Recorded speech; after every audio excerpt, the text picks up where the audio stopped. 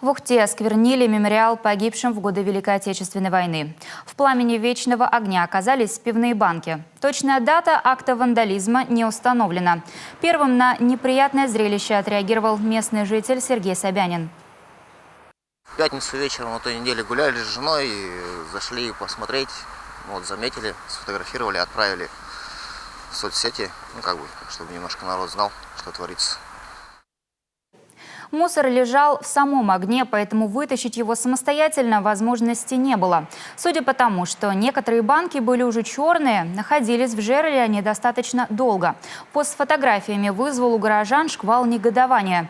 В Ухтинский отдел МВД обращений в связи с этим инцидентом не было. Но после поста в социальных сетях полиция проводит проверку и ищет виновных. Примечательно, что возле вечного огня есть камеры видеонаблюдения.